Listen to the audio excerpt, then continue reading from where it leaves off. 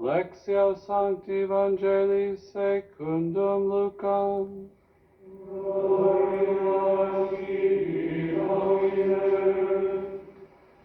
After Jesus had spoken, En aquel tiempo, cuando Jesús terminó de hablar, un fariseo lo invitó a comer a su casa. Él entró y se puso a la mesa.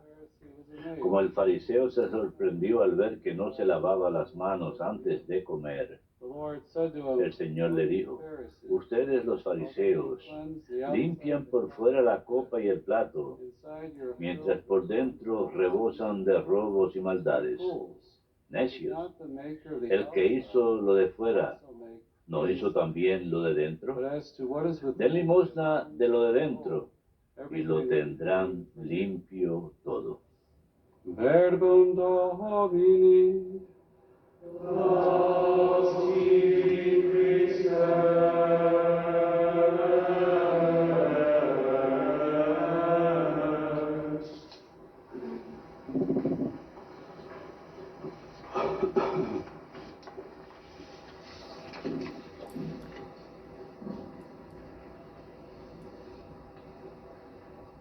Today we celebrate El día de hoy celebramos la memoria de San Ignacio de Antioquía. Él fue mártir en la iglesia primitiva, sufrió martirio en el año 107, fue obispo de Antioquía, lo que hoy en día es Turquía, y fue sentenciado a muerte por Roma, y en camino a Roma escribió cartas a diferentes iglesias. Tenemos sus cartas hoy en día. Son maravillosas enseñanzas acerca del papel del obispo en la iglesia, acerca de Cristo y la Eucaristía, y él escuchó a San Juan el Evangelista predicar. Así que es muy cerca a la venida de Jesús, y él tuvo contacto con los apóstoles que recibieron la revelación plena, de manera que él pudo escribir con autoridad acerca de estos temas, y él habla acerca de lo que realmente es ser discípulo. El verdadero discípulo es el grano de trigo que cae a la tierra y da mucho fruto. Él diría que la grandeza del cristianismo yace en ser odiado por el mundo, no en ser convincente ante él. Es el testimonio supremo, que si estamos dispuestos a sufrir por el Evangelio, eso es una evangelización poderosa porque capta la atención de todos. No son meras palabras. San Ignacio, los mártires basan su vida en Cristo y están dispuestos a sufrir y morir por Él, por su enseñanza. Como ya mencioné, él habló y escribió acerca de la Eucaristía. Él dice: no me deleito en la comida corruptible ni en las cosas de este mundo, sino lo que quiero es el pan de Dios, que es la carne de Cristo, que vino de David. Por vida quiero su sangre y un banquete en él. Ese enfoque en Cristo, él mantenía la mirada en el Señor, en seguirlo. Y hoy tenemos a Cristo presente en nosotros en la Eucaristía de la manera más extraordinaria. Esta es la revelación plena, Jesucristo, la revelación de la palabra de Dios a nosotros. Las lecturas de hoy son del tiempo ordinario, pero creo que encaja muy bien con este santo. Tenemos Romanos capítulo 1, en donde él dice: no me avergüenzo de predicar el Evangelio. Es una fuerza de Dios para salvar a todos los que creen. Es una fuerza de Dios para salvar a todos, que si creemos este Evangelio que nos ha sido revelado, es para nuestra salvación. Podemos ser salvados, el arrepentimiento de nuestros pecados, el vivir según la luz que Él nos ha dado para conducir nuestras vidas. San Pablo escribe acerca de la ira de Dios, que la ira de Dios efectivamente se revela del cielo contra los hombres impíos e injustos que por la injusticia mantienen cautiva a la verdad. Esta ira es la respuesta de Dios ante el pecado, la reprobación del pecado. La maldad no puede ser parte del cielo, así que sufre su ira. Pero tenemos que entender que esta salvación que nos ofrece en el Evangelio, que Él ama a los pecadores, nos ama, es misericordioso con nosotros, nos ofrece perdón, pero Él no excusa nuestros pecados. San Pablo escribe, desde la creación del mundo,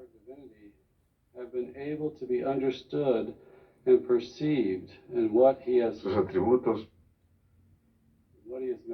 resultan visibles para quien reflexiona sobre sus obras de modo que no tienen disculpa. Santo Tomás de Aquino escribió acerca de esto, la forma en que miramos el mundo natural, el orden de la creación. Esta es su creación, esta es su revelación. Podemos ver al artista en la obra de arte que él ha hecho. Sabemos que a través de la razón, ni siquiera a través de la fe, sino que a través de la razón podemos saber que hay un Dios, que Él existe y que Él es el origen y el fin de todo, que la belleza tiene a Dios como su fuente. Cada vez que la vemos, nos señala hacia Dios. Es una participación en la belleza de Dios, quien es la belleza misma. Y puede ser un contacto verdadero con nosotros, puede elevar nuestras mentes y corazones hacia Dios. Me encontraba manejando el día domingo, estaba yendo a un parque estatal local, porque me dijo cómo bonito era, así que quise ir a visitarlo, y estaba escuchando las noticias, un podcast, y no estaba pensando acerca de Dios. Uno se está enfocando en todos esos temas y dificultades y problemas, cuán roto está el mundo.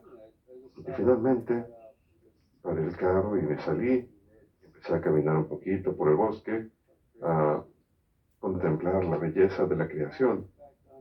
Y tiene un efecto que nos da mucha calma, nos señala de vuelta a Dios. Él creó este mundo, es su palabra, es Él que nos habla a nosotros, así que ha de alimentarnos, ha de elevar nuestras mentes y corazones hacia Él y nos da paz. Y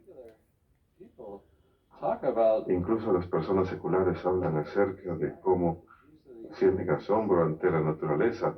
Hace poco estaba leyendo un artículo acerca de esto, de que nos hace salirnos de nosotros mismos y nos lleva a reacomodarnos, nos obliga a salirnos de nuestra propia pequeña visión de las cosas y mirar el panorama más grande.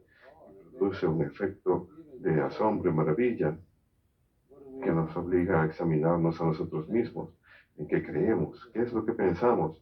A veces nos quedamos enfocados en los problemas y nos volvemos cínicos, pero luego vemos algo hermoso que nos señala hacia Dios y pensamos, sí, Él es el que está en control de las cosas y es capaz de producir una paz y una alegría. E incluso los estudios seculares hablan de cómo hay un nuevo deseo de ayudar a los demás, una nueva experiencia de comunión con toda la vida. Hace que el mundo sea un lugar donde sea mejor vivir. A pesar de que conocieron a Dios, no le dieron gloria como Dios a fin de darle gracias. Así que le está diciendo aquí que fueron perdonados y se negaron a creer, rechazaron esa fe, que es la razón a la cual la razón nos puede llevar a creer en Dios. Y si lo rechazamos, el otro lado de la moneda es que si tenemos fe, eso puede confirmar y corregir nuestra razón cuando se equivoca, porque a veces nos equivocamos. La razón es un aspecto de nuestro intelecto que es imperfecto, nuestra voluntad está enturbiada, pero con la razón, y esto ocurre a lo largo de todas las culturas y la historia, somos capaces de descubrir la sabiduría de Dios, y a esto le llamamos la ley natural. A través de la razón participamos en la sabiduría misma de Dios. Su sabiduría y la bondad de Dios nos enseña el catecismo y expresa ese sentido moral original que nos faculta a discernir por la razón lo bueno y lo malo. Es universal, es inmutable, determina la base de los deberes y derechos fundamentales de la persona, al igual que los de la comunidad civil en la ley civil. Dios es el que da la ley, y a través de la razón podemos saber que la sabiduría, detrás de esa ley a cierta medida, porque hemos caído, necesita corregirse a veces, y eso es lo que hace la revelación. En el Antiguo Testamento tenemos los 10 mandamientos, que son una expresión de esa ley natural. Podemos conocer a través de la razón, no matar, no mentir, no engañar, no robar, hacer el bien y evitar el mal. Esas son cosas que la razón nos puede decirnos, pero obviamente nosotros somos capaces de convencernos de cualquier cosa. Cuando nos enfocamos en nosotros mismos, somos capaces de distorsionar las cosas. Así que necesitamos esa revelación de Dios que vemos en el Antiguo Testamento. Jesús nos da la ley nueva, que en su esencia es el Espíritu Santo. Así que Él vino no a abolir la ley, sino a cumplirla. La gente decía, Él enseña con autoridad. Él habla con autoridad acerca del Antiguo Testamento, acerca de la ley, y ha venido a darnos los medios para cumplir esa ley, para vivirla, la gracia de Dios, para tener el Espíritu Santo. Pero si rechazamos incluso esta revelación natural, Pablo nos dice, por lo tanto, Dios nos entregó a la impureza a través de la lujuria de sus corazones y la degradación de sus cuerpos. Adoran a la criatura en lugar del Creador.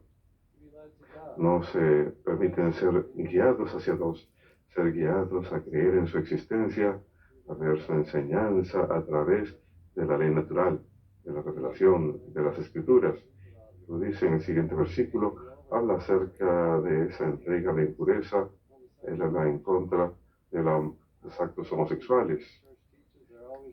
La iglesia siempre nos enseña que es mal dejarse llevar por esas inclinaciones en cualquier circunstancia, pero creo que es importante recordar cómo Él empieza aquí, que Dios nos ama a todos, nos ama en nuestro pecado, Él no nos ha abandonado, nos ha dejado un evangelio, que es el poder de Dios para nuestra salvación, que por su gracia podemos vivir la rectitud de Dios, podemos ser santos.